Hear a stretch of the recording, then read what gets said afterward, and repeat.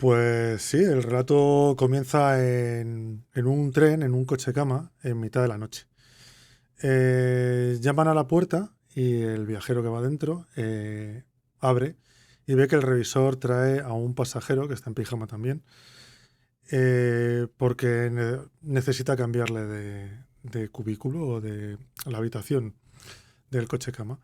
Entonces él ve que el pasajero está como muy nervioso, está prácticamente histérico, pero no está fuera de sí. Porque él ve que este hombre es listo. Él está viendo que cosas que le va a preguntar, él se adelanta y se las contesta. Como no me hace falta una cama, o porque son las cosas que lógicamente alguien preguntaría y él se adelanta directamente. Con lo cual ve que el hombre no es precisamente una persona que esté enajenada. Simplemente es que está como muy, muy nervioso. Y en una de estas frases eh, hace un comentario así loco, como de que está en desacuerdo con alguien que parece una mujer. Y en ese momento empiezan a tener como una pequeña conversación, como que ya se relaja un poco y se suelta, y empiezan a hablar del lenguaje. Y este hombre empieza a hablar de la decodificación del lenguaje. Que fíjate tú en este año, en un coche cama, a las 12 de la noche, encontrarte a alguien que te pones a hablar y te empieza a hablar de la decodificación del lenguaje. Tela. Sí, todo lo que es la puesta en escena del relato es muy extraña. Porque de Sí, hecho sí. el detalle de que el pasajero vaya en pijama tampoco lleva a ningún lado, pero bueno, No, te va dando... no, pero te lo Pero recalca. Además hacen bromas y luego habla claro, el pasajero del pijama de rayas. Es como si lo suelta varias veces. exacto. Entonces, aquí, como vamos viendo, este es un relato en plena Unión Soviética y ese es un ejemplo de que aquí lo que importa es lo que te está contando y que muchas veces te está contando cosas de más.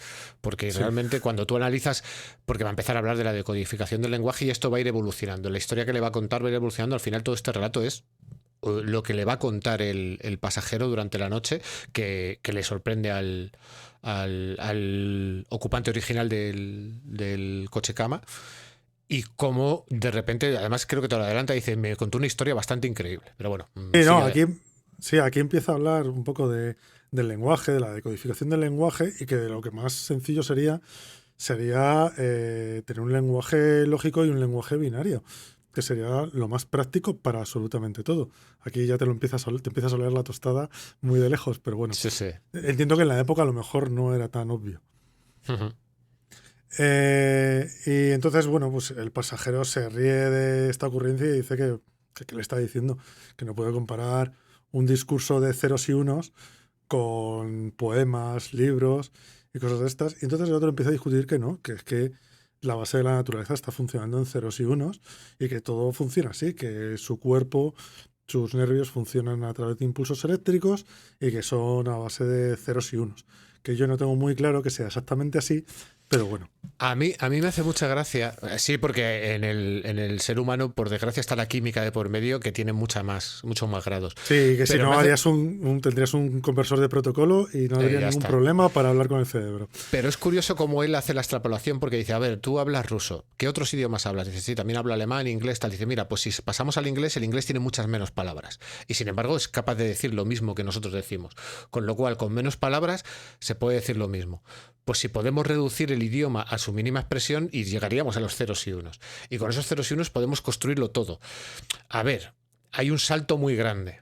Porque realmente también están hablando aquí de leyes de la gramática y de cómo se pueden establecer, que al final la clave es que los ceros y unos sirven para todo, siempre y cuando tengas una gramática que te sirva para poder traducir, que es Sí, bueno, donde yo... pero aquí también te empieza a explicar un poco. O sea, vamos a ver, es un poco ingenuo a la hora de proponerte el símil, pero yo entiendo que también es un símil muy práctico Para la época, para la época, porque en la claro. época hablar de esto es como hablar de ordenadores cuánticos. O sea, ¿qué me Exacto, estás diciendo? va de lo general a lo particular de una manera muy, muy pasito a paso, pasito a paso. De hecho, aquí el narrador del relato somos nosotros, es el interlocutor al que le está contando todo este proceso de cómo él tiene una idea de reducir el lenguaje, de codificarlo, etcétera, etcétera, etcétera, y nosotros estamos asimilando esa idea que quizás con los ojos de hoy en día es una idea que está un poco superada, pero es curioso ver cómo un escritor que tenía bastante conocimiento en el tema, porque ya hemos dicho que estaba interesado en la cibernética, está intentando poner en lenguaje llano para que cualquiera que lea el relato sea capaz de entenderlo. A mí eso me parece que es el principal valor que tiene este relato, que es que está todos los pasos, hay un momento, hay un par de saltos lógicos que sí son un poco increíbles, pero cuando los pasas, dices, el resto de los pasos van funcionando muy bien. O sea, Sí, sí, sí. están muy bien explicados. A mí me gustó mucho por eso, porque efectivamente, más allá de que, bueno, es un relato y entiendes que tiene que tomarse ciertas licencias, es un relato muy ameno de cómo funciona básicamente un ordenador de hoy en día. O sea, porque no será a lo mejor una IA, pero no llega, pero bueno, nos estamos adelantando, pero sí sería, hay momentos, luego cuando lleguemos lo vemos, pero es una explicación, vamos, fantástica de cómo es un ordenador, tal cual. Pero bueno, Ujú. aquí nos empieza a decir que todo funciona a base de ceros y unos en el fondo, en lo más pequeño, y que las máquinas hablan con ceros y unos, y que los datos pues son ceros y unos. Entonces, dentro de esa gramática, tú les pones un problema, que es el programa, y con esto ellos te dan un resultado, que básicamente es programación. Pura y dura. Pura y dura, así, Y aquí ya es cuando empieza el que es el narrador, empieza a hacerse claro, las preguntas para dar un poco pie a todo el resto el resto del relato. Entonces, claro, empieza a decirle, bueno, no, y además aquí él le suelta la bomba que dice que él tiene una máquina, ha creado una máquina que no le hace falta un humano para aprender, que es capaz de aprender por sí misma. Claro, aquí ya, después de estar flipando con lo que le había dicho antes, ya le dice esto y dice, hasta aquí, venga, hombre, no te cachondees de mí. Entonces le dice que eso es imposible, que no puede haber una máquina que sea capaz de analizar los problemas por sí misma y que se haga su propia programación. Entonces aquí es cuando ya entramos en la historia, porque hasta ahora esto ha sido la intro. Que Sí, además sí. está muy marcado, es la intro, porque luego ya empieza la historia y ves que va por otro derrotero. Pero esto es un poquito la intro. Y bueno, pues nos empieza a contar su historia y dice que, que él es una persona que le gustaba mucho la electrónica, que de un tiempo a esta parte se había ido reduciendo. Acordémonos que en esta época estábamos pasando ya de las válvulas a los circuitos impresos y a los microchips. Entonces, era el momento en el que estábamos pasando de tengo un ordenador de 1K de memoria que ocupa una nave entera industrial a tengo un ordenador de 2K de memoria que solamente ocupa 2 habitaciones. ¿Vale? Más o menos era la época. Empieza a contarnos un poco su historia diciendo que, bueno, que se estaban reduciendo y que él estaba empezando a hacer máquinas que se dedicaban a traducir idiomas. Estaban ya con el Google Translate a estas alturas del tiempo los rusos. La Sí, idea sí. La está idea ahí. está ahí. Básicamente es, si tú analizas la gramática y la eres capaz de descomponerla en ceros y unos, luego puedes recomponer en otro idioma. Es programación, realmente. Entonces, en esto que cae enfermo, tiene una especie como de afasia, que la afasia es cuando tienes todos los conceptos en la cabeza, pero hay veces que no encuentras la palabra adecuada para, para decirlo. Y por esta enfermedad empieza a tener unos tratamientos y hablando con su neurólogo, pues como que le empieza a explicar cómo funciona el sistema nervioso y el hombre empieza a sumar 2 más 2. Empieza a ver que tiene ciertas similitudes con lo que él sabe hacer y empieza a interesarse por cómo funciona el sistema nervioso y empieza a estudiar empieza a estudiar la neurología. Que Eh, este hombre es todo un hombre del Renacimiento, porque es que sí, todo lo hace él solo y todo es capaz de investigarlo él solo. O sea, aquí vemos que yo supongo que esto es un poco de la época, ese ensalzar a la ciencia y a los científicos como la ley del futuro de la humanidad, que tiene mucho y como la figura del héroe del el, héroe- Estado, que el es el héroe que te va... científico, exacto. O sea, y aquí, claro, tú cuando te está contando esto dices, bueno, compro porque es el relato, pero realmente hay un momento en que dices, no puedes hacer tantas cosas, realmente. Pero bueno. Sí, bueno, pues luego cuando ya termina, o sea, cuando ya se le pasa bueno, cuando ya se cura un poco de esta fascia, a él no le dejan que se incorpore otra vez en el puesto que tenía. Le dicen que bueno, que se retire para que no le vuelva a dar ningún ataque y que, claro, no vaya a empeorar. Pues, el hombre no está bien de salud. Lo ha pasado lo de la fascia, pero no está bien, está delicado. Entonces dice, vale, perfecto, pues ahora tengo todo el tiempo para mí, para dedicarme a lo que a mí me gusta, que es mezclar ordenadores con neurología. Entonces empieza a fabricar una máquina que él, o sea, con su diseño, para que sea capaz, él ya tiene en la cabeza que quiere hacer algo similar a un cerebro. Entonces, que tenga las mismas posibilidades y que tenga las mismas capacidades. Entonces, empieza a fabricar una máquina a la que llama MEA, Máquina Electrónica Autodidacta. Entonces, aquí nos empieza a contar un poco, que esta es la parte que empiezas a verlo, luego te va explicando más cosas, pero dices, joder, acabas de explicar un disco duro, porque es que explica cómo es un disco duro, pero simplemente que puedes... Sí, es una esfera que en el interior pueden ir rellenando huequitos. Y tiene agujas que van leyendo. Que pueden leer y escribir. Que la esfera está hecha con una capa como de hierro y con las agujas va escribiendo, que dice, bueno, solo pasas a un disco plano y estás diciéndome lo que es un disco duro. De hecho, incluso te dará el problema del espacio, porque en un momento dado, mucho más adelante en el relato, la propia máquina cuando ya sea inteligente le dirá, ¿por qué no me hiciste la esfera más grande? O sea, tengo un límite de capacidad, ¿sabes? Sí. Que además eso... a mí esto es una cosa que me flipó, porque dije, ¿de qué año es esto? Porque, claro, me estaba explicando, porque además en esta época tengo dudas de las cintas magnéticas, que había cintas perforadas, yo creo. No, yo creo que ya había cinta magnética. ¿Cinta magnética ya había? Yo creo que puede ser. Sí, que ya había cinta magnética. Pero vamos. Que a mí me dejó loco. O sea, yo según lo estaba leyendo, digo, estás describiendo un disco duro. Pero bueno, empieza ya la fábrica entera. Te habla que le pone una cámara, que le pone un modulador de voz, que le pone unos micrófonos. Bueno, pues lo que viene siendo lo básico como para poder comunicarse con ella. Y entonces empieza a enseñarla a leer, como si fuera un humano. Que esto, salvando las distancias, es lo que ahora conocemos como el Machine Learning. Yo te voy poniendo cosas y tú vas entendiendo tú vas viendo lo que te estoy poniendo y vas entendiendo lo que tú creas oportuno, pero al final vas entendiendo qué te estoy enseñando. Te voy enseñando caras y vas aprendiendo lo que es una cara.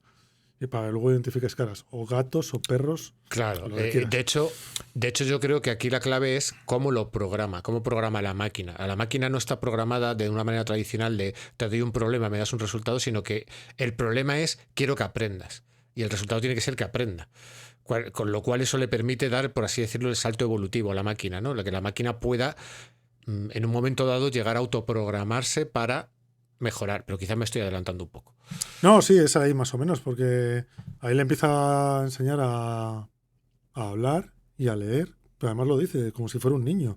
Yo empezaba leyendo y que repitiera, y luego, además aquí te empieza a hablar de otro concepto que también me dejó muy loco, que es el de base de datos, porque empieza a decir, bueno, no, y va aprendiendo. Además te dice que le había puesto una voz de mujer porque se entendía mejor, era como más amigable, que curiosamente muchas de las máquinas, muchas de las inteligencias que tenemos ahora le ponen voces de mujer por lo mismo. Aprende a escribir, le enseña a hablar y te dice que no utiliza, él no aprende como si fuera un loro, no aprende frases seguidas, sino que selecciona las palabras, las archiva, pero si le vuelves a decir la misma palabra, no la vuelve a poner. Simplemente hace una llamada a esa palabra, con lo cual estamos hablando de una base de datos. Sí, sí. Una llamada al puntero de memoria, que se suele decir, ¿no? Efectivamente. Con lo cual, o sea, a mí me gustaba porque estaba dando una cantidad de características que yo me creía que eran mucho más modernas. Mm. y que me está dejando loco. Digo, si esto... De hecho, este relato yo creo que habría que dárselo a mucha gente que estudia informática el primer día de clase, decirle, bueno, vamos a empezar por este relato, porque hay muchos conceptos que si no se trasladan, muchos se trasladan tal cual y otros se trasladan dándole una vuelta de tuerca, pero están aquí, ¿sabes? Y es muy interesante porque te hace un resumen completo de cómo construir una pseudo inteligencia artificial. Sí, no, es que muchas cosas se están viendo ahora. Entonces, bueno, te está hablando de que poco a poco va ganando en complejidad, va ganando en conocimientos y ya empieza a hacer sus propios programas, que es cuando ya empieza a discutir con el científico. Es un Que momento eso, muy gracioso. Muy gracioso. esos son momentos graciosos, ¿sabes? Y aquí empiezas a entender por qué hablaba de una mujer con la que tenía problemas. Y dices, que no era una mujer, que era la máquina. Era la máquina, efectivamente. A partir de aquí el científico empieza a observar que la máquina se va volviendo cada vez más independiente.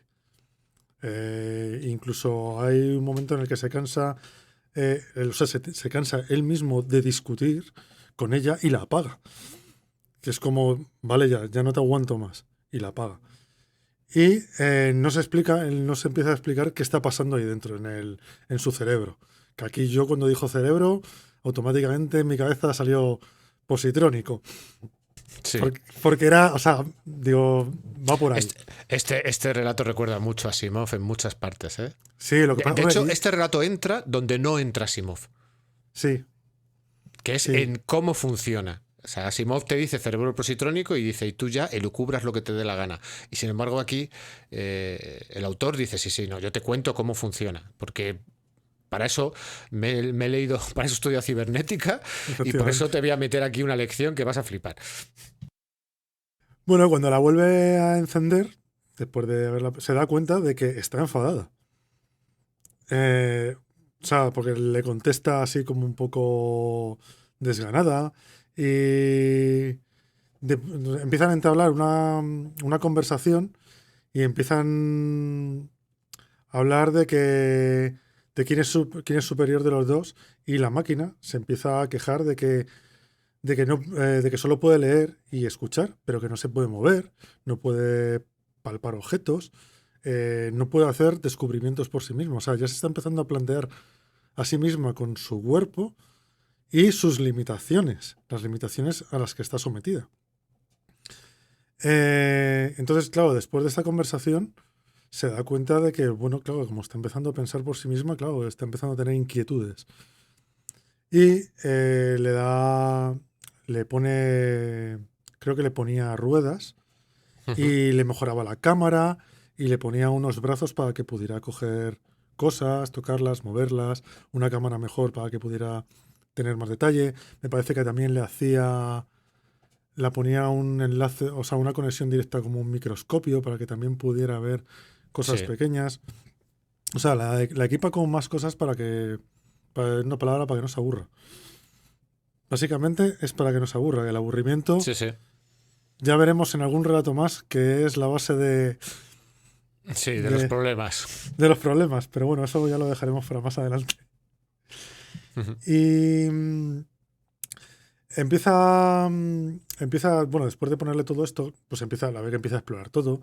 Vuelven a tener más discusiones. La máquina empieza a usar palabras como sentir, creer, imaginar, que es una cosa que al científico le dice que no puede usarlas porque ella es una máquina y no es capaz de hacer esas cosas. Y la otra dice que como que no, si yo también, o sea, yo también veo las cosas, las comprendo, pienso sobre ellas, veo que sucede, yo puedo hacer lo mismo que haces tú. O sea, no sé por qué yo no puedo hablar de creer, pensar, o sea, sentir. ¿Vale? Además aquí es cuando le dice el ser humano, se piensa que es muy especial, pero realmente no es tan especial. O sea, realmente sois máquinas, como yo. Lo que pasa es que vuestra base es química en vez de electrónica como la mía. Ahí ya le empieza a A- cabrear, sí, porque le chincha, ahí le le pica y da le donde chincha, porque duele. además le dan el morro y le duele. Entonces ya SEA empieza a hacer investigaciones por su cuenta hasta que un día se encuentra que él se queda como dormido en un diván mientras estaba leyendo o algo así, y se la encuentra como que está estudiándolo a él. Le está mirando, le está tocando, y dice que le está haciendo. Dice, no, es que estoy estudiándote. Dice, pero bueno, ¿no te has leído los manuales? Dice, sí, pero yo veo muchas más cosas que no dicen en los manuales. Porque aquí hay corrientes eléctricas, hay cambios de temperatura, hay muchas cosas que yo creo que son importantes y en los manuales no lo veo. Oye, aquí ya este hombre se queda como, Aquí pues empieza a eso. asustarse, empieza a Sí, asustarse empieza un poco. a tener la mosca detrás de la oreja y además tienen otra discusión otra vez porque MEA, que es la máquina, dice que está limitada y que la ha creado limitada porque se está quedando sin memoria, que es lo que hablábamos antes. Sí, Se sí. está quedando sin disco duro. Está llenando el disco duro con cosas y va a haber un momento en el que ella no va a poder seguir progresando porque no va a tener sitio para poder ponerlo. Que porque ha sido tan cruel con ella que la ha hecho con una memoria tan pequeña. Entonces, ahí se queda la discusión y esa misma noche se despierta y descubre que Sea la está estudiando otra vez, o Mea, perdón, es que depende de si es en castellano o es en ruso, es de una manera o de otra, ¿vale? Eh, mm, Como Mea lo ves una vez, como Sea, por lo menos en el rato que tengo yo, sale el resto de veces. Sí. Eh, y ve que tiene un bisturí en la mano y que lo quiere abrir. Y además le dice que ha llegado, o sea, la máquina le dice que ha llegado a la conclusión de que se está muriendo. O sea, él estaba haciendo las investigaciones sobre la máquina, las quería presentar, le faltaban algunas cosas por terminar, y ella dice, te estás muriendo porque he detectado que tu cerebro tiene una temperatura anómala y tienes una esta anómala, te estás muriendo y creo que es mucho mejor que que te diseccione, que vea cuál es el problema, que vea cómo funciona tu mente y luego yo saque el estudio con los dos, o sea, como si fuéramos tú y yo. O sea, lo presenta, Luego yo publico. tú te donas a la ciencia y yo luego ya presento yo el estudio. Exacto, exacto. Entonces, claro, aquí es cuando ya tiene una pelea o una huida, entre comillas, de la máquina. Y entonces hay un momento también que me pareció muy gracioso, que es cuando la máquina se ríe, como, ¿no quieres donar tu a la ciencia? Eso es mucho más interesante. Y hay como una risa sarcástica, un ja, ja, ja, que es como, Sí. ya empezamos, ya empezamos, ja, a tener problemas. Y en ese momento, al final, consigue eludirla, se tropieza, se cae, pone una silla y cuando la máquina va a ir a por él, justo el respaldo de la silla se da contra la esfera y, claro, al perderse la esfera se pierde todo lo que era la inteligencia de la máquina. Y aquí termina la historia y, claro, al pasajero del tren se ha quedado como, madre mía, ¿de verdad que todo esto te ha pasado? Sí, no sé qué. Y el pasajero le empieza a dar su opinión de qué es lo que ha pasado. O sea, él dice, creo que mm, tienes una máquina que no tenía, o sea, y no tenían las herramientas adecuadas para utilizar esa máquina. Y aquí es cuando le da la idea al doctor, al Al- inventor este, Ujú. que lo que le hace falta a la máquina para que no tuviera esos ataques psicóticos de querer matarte simplemente por ver lo Por que hay dentro, curiosidad, por por curiosidad. curiosidad, es que necesitas tener, como los humanos, que tienes tanto estímulo como inhibición dentro del cerebro. Entonces, en ese equilibrio hay cierto control sobre lo que haces, porque sabes que no puedes hacer determinadas cosas porque estás haciendo daño al prójimo o no puedes, o sea, al final lo que está hablando es de tener una conciencia moral, un Sí, freno moral. de tener una ética y de tener unas reglas sociales, que al final te están muy relacionadas con la ética. Claro. Sí, que aquí es cuando dices, jolín, esto me suena también bastante, pero de una manera un poco diferente. Porque claro, aquí está hablando Aquí de. lo que le está diciendo es, a esta máquina le faltan unas leyes de la robótica, Sí, básicamente.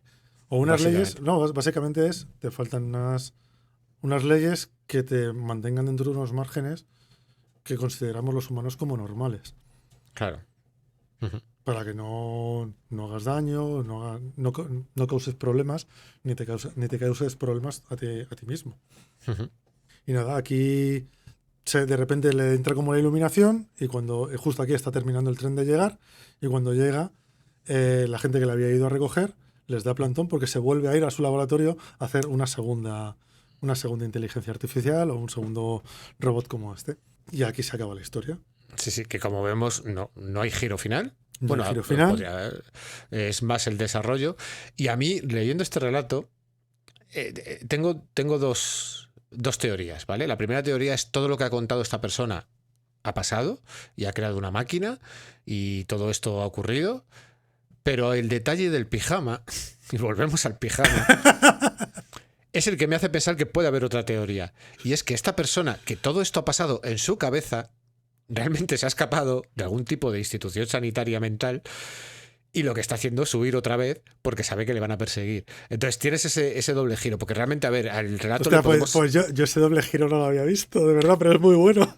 Claro, yo sé... Pero fíjate, Es que... me extrañaría que siendo ruso tuviera ese giro. Pero Claro, pero te es lo que... compro. Te lo Pero es compro. que el detalle del pijama a mí me tuvo descolocado todo el relato y decía, ¿pero por qué me ha puesto...? Porque claro, en un relato corto habitualmente si tú metes un detalle es porque tiene algo que ver. Pero claro, tú aquí te quedas. Claro, también siento que el detalle es que en mitad de la noche a este tío le meten un tío en su habitación, por así decirlo, bueno, en su habitación del coche cama, en su reservado. Pero claro, que vaya en pijama, que además te dicen un pijama de rayas, tú dices, ¿pero qué está pasando aquí? Porque luego realmente al relato mucho más no podemos rascar, porque lo que tiene es una exposición de cómo se debería construir una máquina de ese estilo, que es bastante buena, Sí, ¿sabes? Y ¿no? es Sí, muy sí, detallada. sobre todo lo asombroso es, teniendo en cuenta la época que es, la visión que tiene el autor De muchas cosas. de cómo funciona la informática, de cómo la intuición que tiene de cómo debería hacerse una máquina que pudiera pensar por sí misma o que fuera bastante avanzada.